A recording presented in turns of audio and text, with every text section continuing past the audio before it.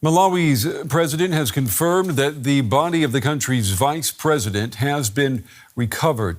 Saulos Chilima was killed after his plane went down in bad weather on Monday. A search team has found the wreckage of the small military aircraft which carried Chilima and 9 others. There were no survivors.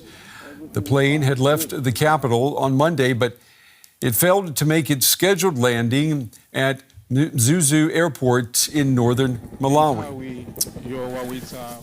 Well, condolences have been pouring in for the vice president, who was expected to run for the presidency in 2025. In every nation, we always have leaders who are also like parents, not to one person, not to two, but to many communities too. So it is sad. It is sad. This is the man we were expecting to be the president in next year's elections. Now with his death, we're stranded. I don't know who else could be the right candidate. This death has been really disturbing. I want to bring in journalist George Mhango now. He is in Malawi. George, good to see you. If you could give our viewers a sense of who the vice president was. So the vice president, Saulos Chilima, was born somewhere around now that he's dead. He's died at the age of 51.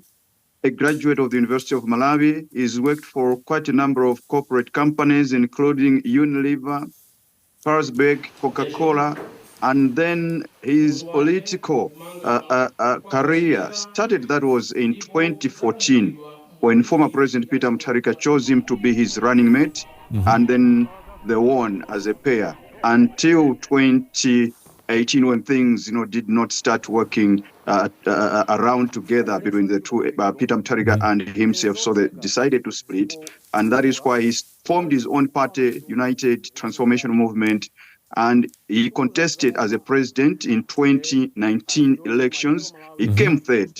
And then, because of some of the legal issues to do with the polls then, he decided to form an alliance with President Lazarus Chakwera through Tonse Alliance. And that is why he is now, he has died as vice president of the country after having served Chakwera for 4 years, and he also saved Peter Mutharika for 4 years. And currently, of course, he was also trying to campaign so that maybe he stands again in 2025 on the presidential ballot. George, suffice to say that there were agreements, yes. I want to ask you, what do we know about the crash? I mean, do we think that it was just a freak accident? I mean, what are you hearing?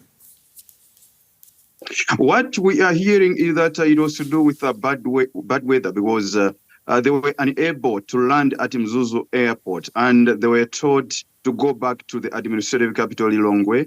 But as they were going back to the administrative capital, Lilongwe, I mean, the system was nowhere to be tracked. They went off the radar. And that is why yesterday, that's when the soldiers, police started doing the search. So it was too foggy in the forest reserves of Chikangawa, close to Mzuzu City. Yes.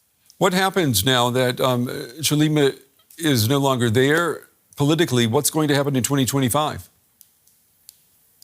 What's going to happen in 2025, no one knows, and it has left his political party, UTM, in disarray, because through their press statement this morning, they expressed shock at the demise of their president.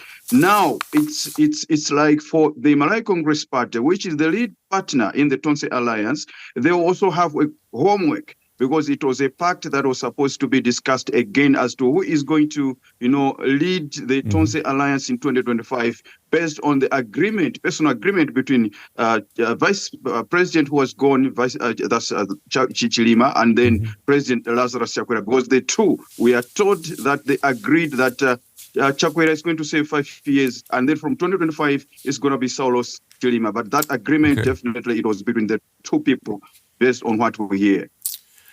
Journalist George Mhango in Blantyre, Malawi, with the latest tonight. George, we appreciate your reporting. Thank you.